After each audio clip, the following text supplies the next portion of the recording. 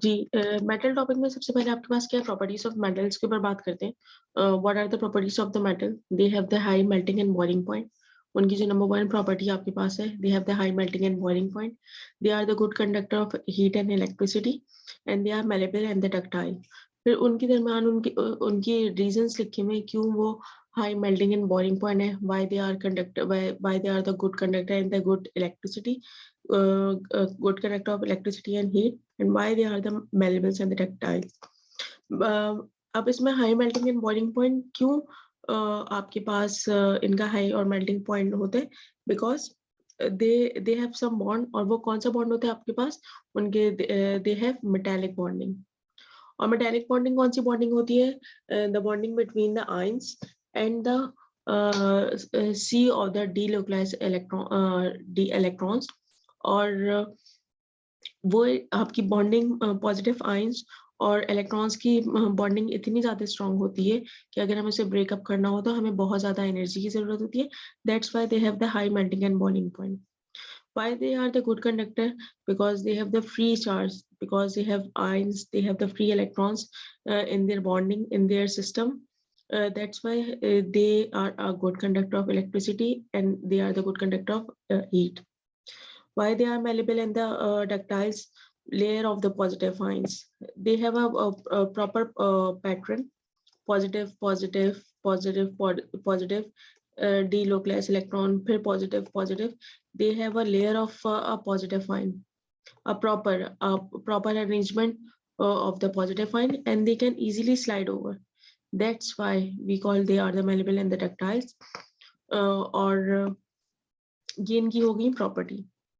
फिर इसके बाद इनके आप इसमें ये देखिए कि इनका सेटअप कैसा होता है, how they are, what are their pattern?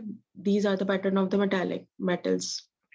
They have the metallic bonding, or they have some regular pattern of the layers of the positive ion, and surrounding fill up with the negative ions, fill up with the electrons. That's why they have the strong bondings between them. Okay, अब यहाँ पर आ जाइए। अब हम इसके ऊपर बात कर रहे हैं इनकी properties, chemical properties. These are the physical properties, these are the physical properties. Now we are talking about the chemical properties. What are the chemical properties?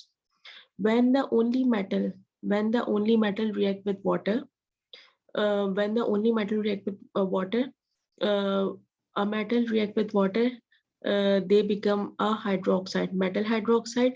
If calcium react with water, calcium hydroxide. Zinc react with water, sometimes it makes oxides and sometimes it make hydroxides. Okay, a metal that break with cold water form metal hydroxides and hydrogen gas. The hydrogen gas is common between them. When a metal react with water, hydrogen gas is formed. Number 1 point. Number 2 point, if the metal react with cold water, it makes a hydroxide, metal hydroxide. Calcium react with water, cold water, calcium hydroxide. Magnesium react with cold water, magnesium hydroxide. But when the only metal react with steam, when they are react with any hot water, steam, they become not hydroxide, they become an oxide, metal oxide. Zinc react with water, it became a zinc oxide. What is the common between them? Hydrogen gas is common, but they are different by hydroxide and oxide.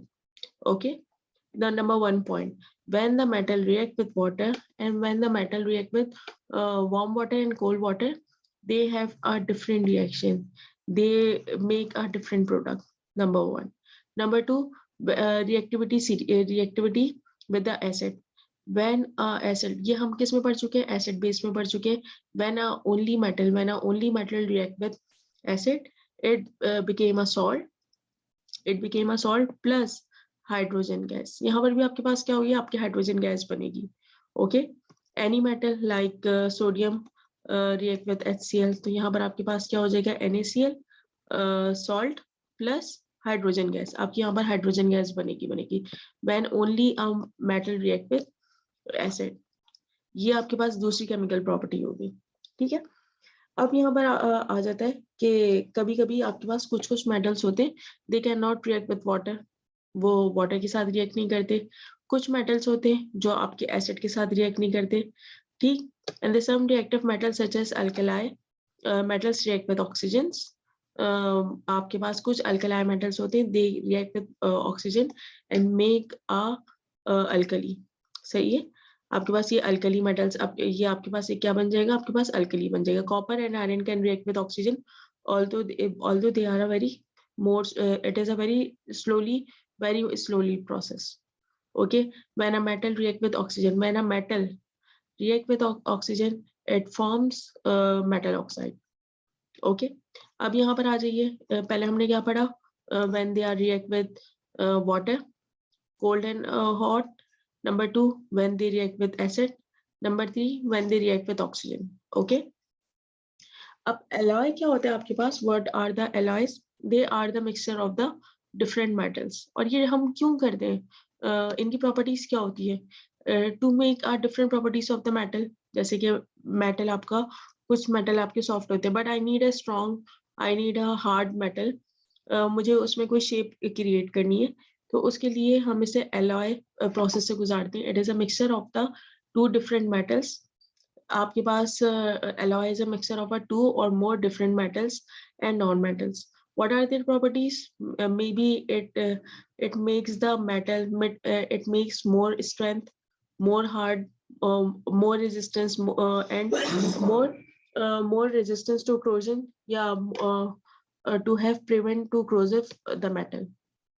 Okay, अच्छा, अब इसमें हर किसी की अलग-अलग properties होती हैं। कुछ alloy आपके उनकी कंपोजिशंस डिफरेंट कंपोजिशन से उनकी प्रॉपर्टीज भी आपकी क्या हो रही होती है? डिफरेंट हो रही होती है। ठीक है? और आपके पास उनकी कहाँ-कहाँ पे उनकी कॉमन यूजेस कौन से? ब्रास। सही है, it is alloy of the copper and the zinc. आपके दो मेटल्स इसमें यूज हो रहे हैं, और ये किस लिए यूज होते हैं? It make it copper and zinc when they combine with each other, it make a stronger. जो भी आपका मटेरियल क्रिएट होता है, ब्रास जिसको हम कहते हैं, ये स्ट्रॉन्ग करता है। alloy of iron and tungsten, they are extremely hard and resistance to high temperature. ये हाई टेम्परेचर को रेजिस्ट करते हैं, यानी ये बेयर कर सकते हैं, हाई टेम्परेचर को बेयर कर सकते हैं। Okay, alloy of iron mixed with chromium or nickel are resistance to corrosion। यानी अगर हम आयरन हमें पता है कि it is very easily corrosive, ये बहुत इजीली इसमें corrosion हो सकती है, रस्टिंग हो सकती है। लेकिन अगर if we mix with chromium और निकल, आयरन को अगर हम करेंगे, तो वो प्रिवेंट करेगा, किसको करेगा? corrosion को प्रिवेंट करेगा, रस्टिंग से आपको प्रिवेंट करेगा। Okay, aluminium is mix with copper, manganese and silicon for aircraft. ये एयरक्राफ्ट में आपका यूज होता है। एल्युमिनियम, इसकी प्रॉपर्टी क्या होती है? It is a light weight. लेकिन लाइट वेट के अलावा भी तो हमें एयरक्राफ्ट में बहुत सारी प्रॉपर्टीज चाहिए होंगी, तो उन सबको हम क्या करते हैं? Aluminium mix with copper, manganese and silicon. आपकी एयरक्राफ्ट बॉडी, आपकी शिपिंग की बॉडीज बन सकती है। इस क्यों बन सकती है? ये लाइट वेट होता है, लेकिन साथ साथ वेट लाइट होगा, तो आपका इजीली आपका शिप फ्लोट कर सकती है, आपका एयरक्राफ्ट फ्लाई कर सकता है, if they have the light weight. Plus लेकिन ऐसा नहीं है कि सिर्फ लाइट वेट पे हम काम करें, it makes them stronger and they have the low density. Okay, यहाँ पर आपके पास क्या हो गया? अलॉय प्रॉपर्टीज के ऊपर आ गए। अब उसके बाद क्या है? रिएक्टिविटी सीरीज के ऊपर। जैसे हमने बात करी थी reaction with water, reaction with, सबसे पहले मैं इसमें एक आपको रिएक्टिविटी सीरीज दिखाती हूँ। इसमें डिफरेंट हर बुक्स में अलग डिफरेंट स्टाइल में होती है। हो सकता है किसी में कोई एलिमेंट मिस हो, किसी में कोई एलिमेंट मिस हो, किसी में पूरी उन्होंने 1 to all आपको रिएक्टिविटी सीरीज में एवरी एलिमेंट्स हो। लेकिन आपकी एक स्पेसिफिक रिएक्टिविटी सीरीज में आपके पास है, ये तमाम आपके कौन से एलिमेंट्स हैं? They are the metals and they are the positive ions. Potassium, sodium, potassium K positive, sodium Na positive, lithium L positive, Li positive. ये the are the reactivity series. ये आपने ग्रेड 8 में भी पढ़ा होगा। रिएक्टिविटी सीरीज क्या होती है? अच्छा, अब अगर आपको रिएक्टिविटी सीरीज याद भी होनी चाहिए, उसको इन्होंने एक शॉर्टकट आपको बता दिया। आप ये रिएक्टिविटी सीरीज याद कर लें, जिसमें आप लिख देंगे please send lion and cat monkey and cute. अगर आप ये स्टेटमेंट याद करेंगे, प्लीज, पी फॉर प्लीज से आपके पास क्या आ जाएगा, potassium. S for send, send से आपके पास क्या आ जाएगा, सोडियम। सही है। L for lithium, C for cat, C for calcium. अगर आप ये स्टेटमेंट इंग्लिश का याद कर लेंगे ऑटोमेटिकली आपको रिएक्टिविटी सीरीज की आप याद हो जाएगी। ओके, अब इस रिएक्टिविटी सीरीज में इंपॉर्टेंट चीज क्या है, इस रिएक्टिविटी सीरीज में आपके पास इंपॉर्टेंट क्या है, सबसे पहला इंपॉर्टेंट चीज ये है द सोडियम। ये आपके, अच्छा आप लोग ने क्या पढ़ा है, एसिड और बेस में क्या चीजें पढ़ी थी, एसिड बेस में आप बहुत सारी चीजें पढ़ चुके थे। पहले हमने क्या पढ़ा था, when a metal react with acid, आपके पास क्या बन जाता है, सॉल्ट एंड वाटर। ओके, आप लोगों ने ये भी पढ़ा होगा कि when a metal hydroxide react with acid, क्या बनता था आपके पास, सॉल्ट, सॉरी सॉरी सॉरी, यहाँ पर वाटर नहीं, ये सब हाइड्रोजन होता है। When a metal react with HCl, NaCl and hydrogen gas. When a metal or hydroxide react with HCl, it makes salt and water. When a sodium carbonate, when a metal carbonate react with acid, it makes salt plus water plus carbon dioxide. आपने ये पढ़ा था। आज आपने क्या पढ़ा, आपने एक और चीज पढ़ी कि when a metal react with water, अभी कौन सा वाटर आपके पास, अगर आपके पास ये कोल्ड वाटर है तो आपके पास क्या होगा, कोल्ड वाटर होगा, तो सोडियम हाइड्रोक्साइड, अगर ये कोल्ड है, sodium hydroxide plus hydrogen gas. When a metal react with hot water, अगर आपके पास यहाँ पर हॉट वाटर है, स्टीम है, तो आपके पास ये क्या हो जाएगा, सोडियम ऑक्साइड प्लस H2। आप इस तरह स्टेप बाय स्टेप सब चीजों को देख रहे हैं। लेकिन कभी कभार ऐसा होता है कि अगर मैं आपसे बोलूं copper react with hydrogen H2O, मैं अभी सारी आपको सोडियम के बारे में बता रही थी because it is a most reactive element. Easy है मेरे पास, इसलिए मैंने इसको समझा दिया, इसी की एग्जाम्पल ले ली। यहाँ पर क्या हो रहा है, अगर आप इसमें देखें आपके पास हो क्या रहा है, Na पॉजिटिव Na है, और यहाँ पर आपके पास क्या है, HCl। HCl में ये है क्या, H पॉजिटिव आयन है। अगर मैं इसको तोड़ के लिखूं, it is a H positive ion, it is a negative ion. H positive ion मेरे पास है कहाँ पे, यहाँ पर है। Where is H, hydrogen. Sodium कहाँ पर है आपका, इस जगह पर है। अच्छा मैं एक और एग्जांपल देती हूँ, मैं सोडियम को, अच्छा नॉर्मली हम सोडियम को रिएक्ट नहीं करते HCl के साथ, एसिड के साथ रिएक्ट नहीं करवाते, बिकॉज ये बहुत एग्रेसिव आपका रिएक्शन हो जाता है। पॉसिबल है कि रिएक्शन होगा, लेकिन ये बहुत ही ज्यादा आपके पास एग्रेसिव रिएक्शन होता है, बहुत वॉयलेंट होता है, तो इसलिए हम इसको, इसमें आप एक्सप्लोजन्स का खतरे होते हैं, क्योंकि ये ऑलरेडी इतना हाईली रिएक्टिव होते हैं सोडियम, कि इस पे अगर आप मजीद एक रिएक्टिव हाईली रिएक्टिव जैसे कि एसिड को अगर हम इससे रिएक्ट करवाएंगे तो एक्सप्लोजन के आपके पास खतरे हो सकते हैं। मैं इसमें एग्जाम्पल ले लेती हूँ कैल्शियम की।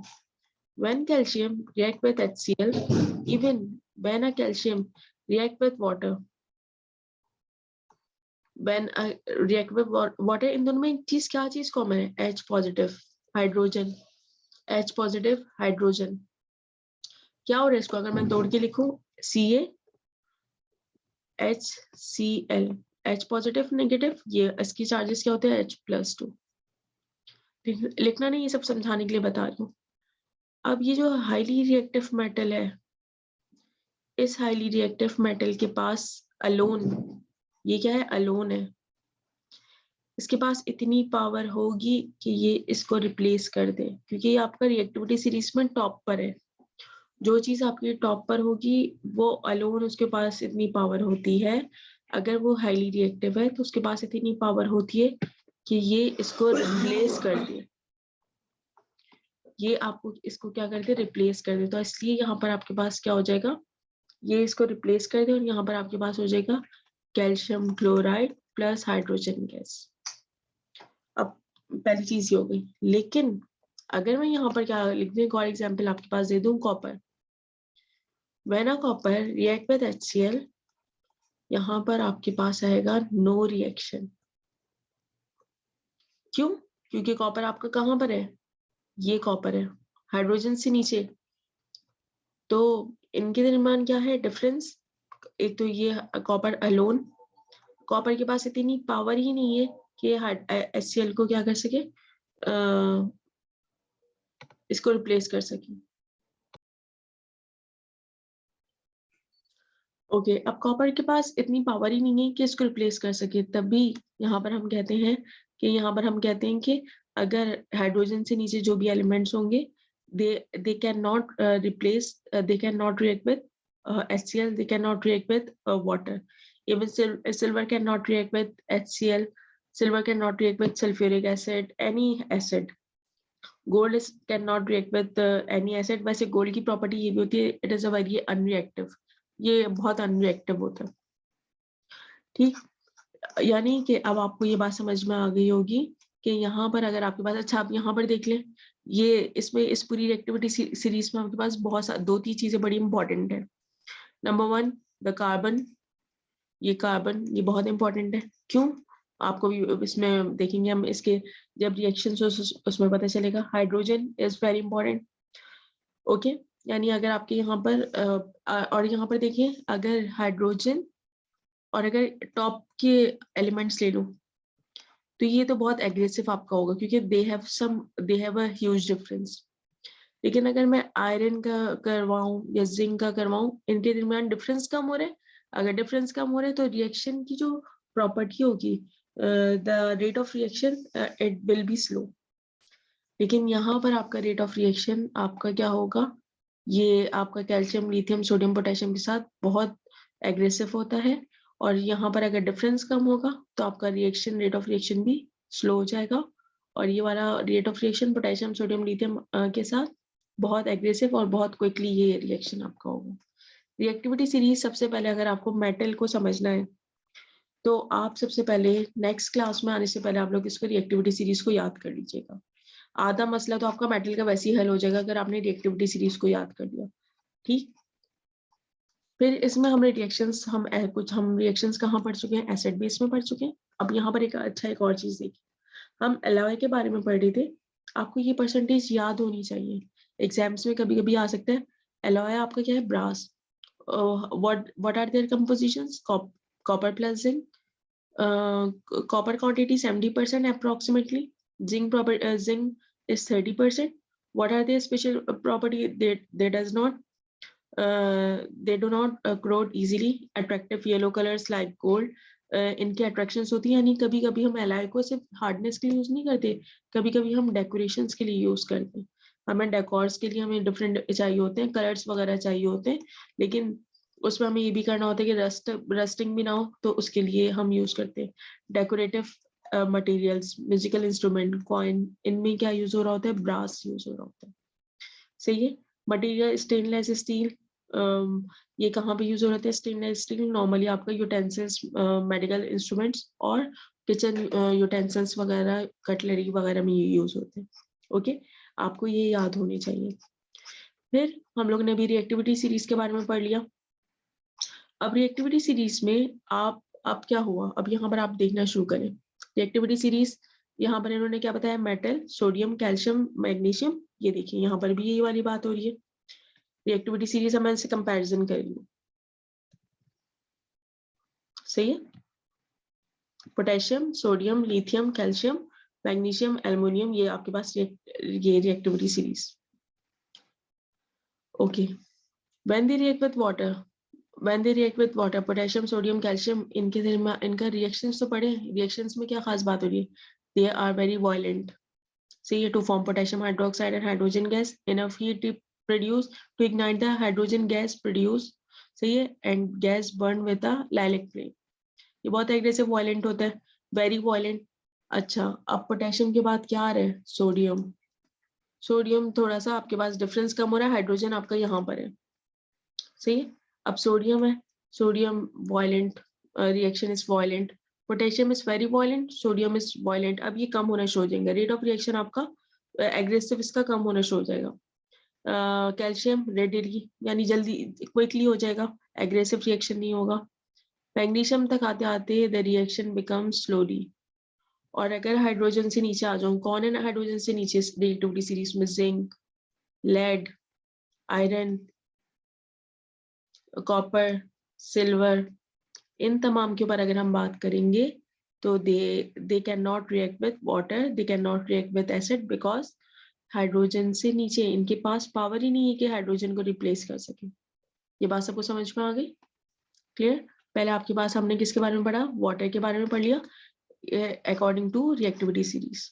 ठीक, अच्छा इसमें क्या था? when the metal react with water it becomes metal hydroxide and hydrogen gas. Cold water था, अब यहाँ पर आ जाए स्टीम या हॉट वाटर पर आ जाइए। when a metal react with steam and hot water it becomes oxides, magnesium oxide, zinc oxide, iron oxide। अच्छा अब एक और बात, हमें ये बात भी पता है अगर आपका टेम्परेचर इंक्रीज होगा, अगर आपका टेम्परेचर इंक्रीज होगा तो रेट ऑफ रिएक्शन भी आपका इंक्रीज होता है। हमें तो पहले जब ये कोल्ड वाटर है, जब मेरा टेम्परेचर तो स्लो बहुत ही लो है, कोल्ड वाटर में टेम्परेचर लो है, तो ये मुझे पोटेशियम क्या दे रहा था? Very violent. और यहाँ पर सोडियम क्या कर रहा था? वॉयलेंट। लिथियम कर आ जाएंगे तो लिथियम कैल्शियम में आपके पास कहाँ जा रहे थे? रेडिली। क्लियर? ये चीज यहाँ पर कोल्ड वाटर में हो रही थी। मतलब सोचें कि अगर मैं इस पे टेम्परेचर को राइज करके रिएक्ट करवाऊंगी तो फिर क्या होगा? तो इसीलिए यहाँ पर आपकी बुक में भी, और अगर लैब्स वगैरह में भी बात करेंगे तो हम ना पोटेशियम को हो जाता है, पोटेशियम, सोडियम, कैल्शियम को हम रिएक्ट ही नहीं करवा रहे। किसके साथ रिएक्ट नहीं करवा रहे? हॉट वाटर के साथ, स्टीम के साथ हम रिएक्ट ही नहीं करवा रहे, क्योंकि ये तो मैग्नीशियम, जो कि मैग्नीशियम आपका 5th नंबर पर है, हॉट वाटर के साथ ये आपका वॉयलेंट जा रहा है। हॉट वाटर के साथ ये 5th नंबर पर है आपकी रिएक्टिविटी सीरीज में, ये तो इससे बहुत टॉप पर जा रहे हैं हाईली रिएक्टिव मेटल से। जितना ज्यादा हाईली रिएक्टिव मेटल होंगे उतना आपका एग्रेसिव रिएक्शन हो सकता है एसिड के साथ और हॉट वाटर के साथ। तभी डायरेक्टली हम यहाँ पे मैग्नीशियम पे हमने इस पे एग्जांपल्स दिए। Magnesium react with water, magnesium oxide, ऐसा नहीं है कि पॉसिबल नहीं है, पॉसिबल है, हम करते नहीं है, सही है। यहाँ पर देख लें react with hot water, violent, आपके पास ये आ गया। जिंक आ गया, जिंक दिखा दिया इन्होंने, आयरन आपके पास हो गया। अच्छा अब एक और चीज देखिए, एक और इसमें आप चीज देखिए जो इम्पोर्टेंट चीज है इसमें, आपका जिंक कहाँ पर है? इसमें मैंने कहा था कि जिंक इस कोल्ड वाटर के साथ जिंक नो रिएक्शन आ रहा था, ये तो वाटर हाइड्रोजन से ऊपर है, लेकिन ड्यू टू द टेम्परेचर इनका इतना लो होता है और ये इतना स्लो प्रोसेस होता है कि पॉसिबल ही नहीं कि रिएक्शन कर सके। हालांकि ये है, इनके दरमियान डिफरेंस कम है, लेकिन अगर मैं इसी में, अगर मैं हाइड्रोजन को रिएक्ट करवाऊं किनके साथ? हॉट वाटर के साथ। अगर आपके पास ये जो मेटल्स है ये हॉट वाटर के साथ रिएक्ट करेंगे, तो हॉट वाटर का तो काम क्या है? हॉट वाटर क्या है आपका? Kinetic energy. हॉट वाटर का मतलब होता है the kinetic energy of the molecules has been increase. उनकी काइनेटिक एनर्जी इंक्रीज होगी तो they can easily react with anything, अगर बस वो रिएक्टिविटी सीरीज में टॉप पर हो।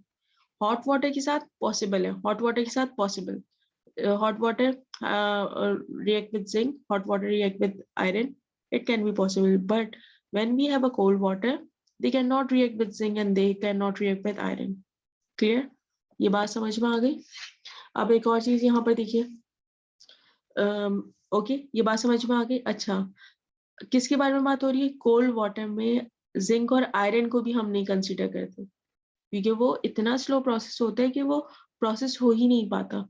और यहाँ पर अगर हम बात करें ये लेड कॉपर, ये तो ऑलरेडी आपके पास कहाँ होते?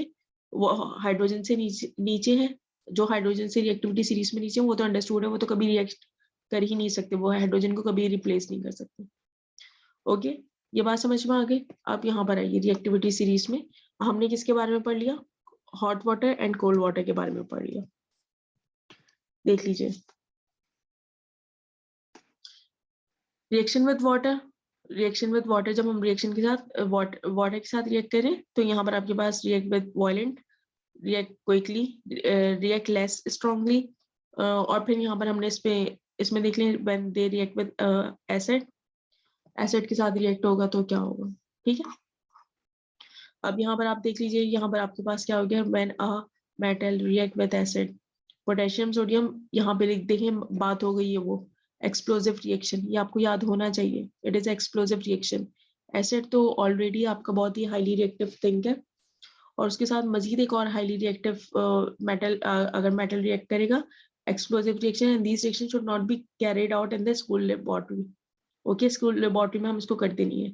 फिर कैल्शियम के साथ वॉयलेंट, मैग्नीशियम रैपिडली अब नीचे जाते जाएंगे, इनकी क्या होगी, रिएक्शन लेवल स्लो होता जाएगा, और फिर जैसे ही हम किसके करीब आए, हाइड्रोजन से नीचे है, lead copper silver, they can not react with this. When a metal react with HCl, आपके पास यहाँ पर क्या बनेगा, सॉल्ट एंड वाटर। ओके, आप इधर भी देख लिया। अच्छा, और इन्होंने क्या लिखा हुआ है, यहाँ पर आपके पास किसके साथ रिएक्ट करवा रहे हैं, डाइल्यूट एसिड है। कंसंट्रेटेड तो एसिड भी इसमें नहीं लिखा हुआ, इसमें लिखा है डाइल्यूट एसिड हम रिएक्ट करवा रहे हैं। Dilute acid normally school laboratory में आपका डाइल्यूट एसिड यूज हो रहा होता है, ताकि वो आपका प्रॉब्लम ना हो आपको, ठीक है। और रिएक्टिविटी सीरीज देख लीजिए, हर बुक में, हर जगह पे आपकी तकरीबन रिएक्टिविटी सीरीज अलग होती है, कहीं भी एक दो एलिमेंट ज्यादा या कम हो जाते हैं, ठीक है। तो यहाँ पर आपके पास पोटेशियम, सोडियम, कैल्शियम, मैग्नीशियम, ये सीरीज आपको याद होनी चाहिए। और यहाँ पर अगर हम बात करेंगे तो ये आपके पास हो गया। ओके, अच्छा, अब यहाँ पर एक और इन्होंने बात बता दी है, एक मिनट, ये आपके पास एसिड हो गया। अब reduction of the metal oxide with carbon. अच्छा, अब इधर देखिए, यहाँ पर आपके पास और हमने रिएक्शन ऑक्सीजन का भी पढ़ लिया कि react strong quickly in air, यानी कि आपके पास potassium react with oxygen, it can be react with oxygen, sodium react with oxygen, calcium react with oxygen, और सबके बारे में लिखा हुआ है ये, यानी इसमें अगर ये एग्रेसिव या रेडिली या क्विकली होगा, वो स्टेप्स आपके पास लिखे होंगे। और फिर उसके बाद ये नॉर्मल रिएक्शन से रिएक्ट रिएक्ट रिएक्ट, इसका मतलब है कि दे कैन रिएक्ट। ओके, यहाँ तक आपके पास क्या हो गया, रिएक्शंस आपके हमने यहाँ पे पढ़ लिए। कौन से, पहले नंबर 1 रिएक्टिविटी सीरीज पढ़ी, फिर नंबर 2 हमने when the metal react with water, hot and cold, when the metal react with acid, when a metal react with oxygen, clear। अब next,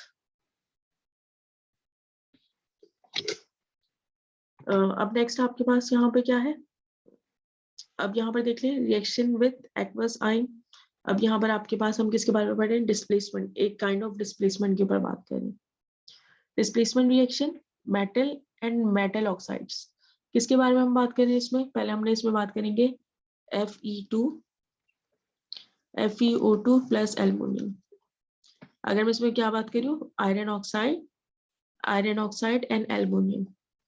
iron oxide and aluminium, यहाँ पर पहले आप देखिए ये है कहाँ भी एक सीरीज में। एल्युमिनियम अलोन है, एल्युमिनियम आपका अलोन है, तो जो अलोन है उसको टॉप पे होना चाहिए। और यहाँ पर आपके पास आयरन आयरन आयरन ये है, तो क्या ये पॉसिबल है कि एल्युमिनियम रिप्लेस कर ले आयरन को, पॉसिबल है। जो चीज अलोन होगी, अगर वो टॉप पर है, अगर कोई चीज आपकी अलोन है और वो टॉप पर है, तो ये दे कैन रिएक्ट, यानी ये रिएक्शन तो अकर होगा। तो यहाँ पर आपके पास क्या हो जाएगा, एल्युमिनियम ऑक्साइड प्लस आयरन, आपके पास ये आयरन हो गया। ओके, अच्छा, अब जरा इसमें एक मिनट,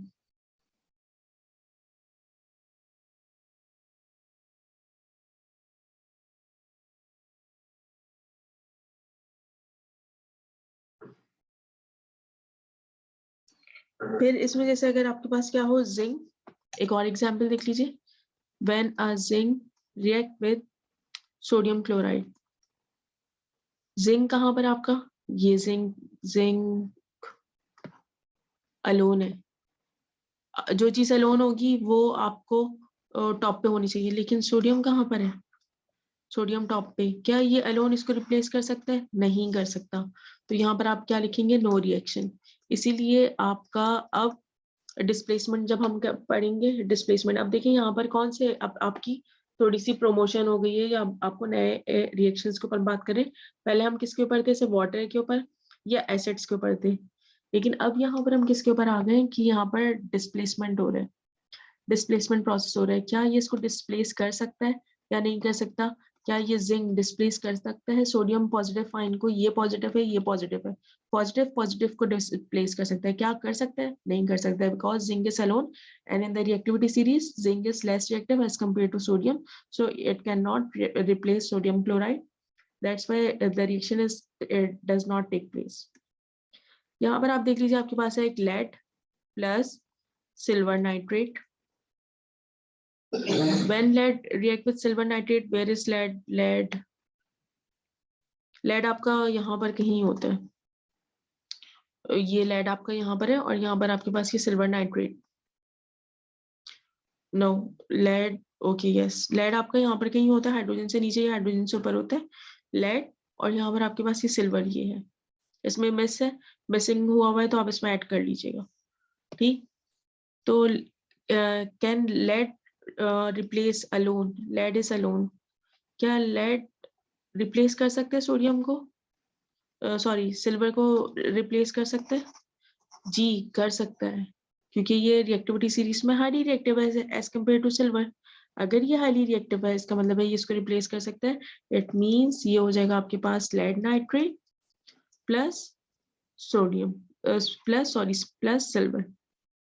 एक और आपके पास एग्जाम्पल है, copper react with calcium chloride. Copper आपका कहाँ है? ये कॉपर है, कैल्शियम क्लोराइड यहाँ पर है। क्या ये कॉपर रिप्लेस कर सकता है इसको? ये अलोन है और जो अलोन होगा उसे हाईली रिएक्टिव होना चाहिए, but it is less reactive as compare to calcium. Copper is less reactive as compare to calcium, that's why they can not react. यहाँ पर रिएक्शन टेक प्लेस हो गई नहीं, नो रिएक्शन। लेकिन अगर मैं यहाँ पर इसी क्वेश्चन को इस तरह कर दूं, calcium react with copper chloride, yes it can be possible because calcium is highly reactive as compared to copper, so it becomes calcium chloride plus copper. clear? reactivity series आपका ये काम कर रहा होता है। पहली चीज आपके पास यहाँ पर होगा, इसके एग्जांपल्स आपकी जो एग्जांपल्स मैंने अभी आपको बताई है वो तमाम की तमाम यहाँ पे यूज हुई।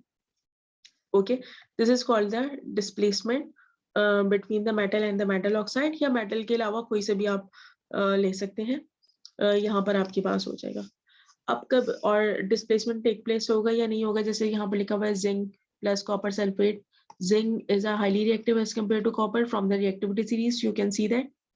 और जिंक इसको रिप्लेस कर देगा और it become zinc sulphate and copper.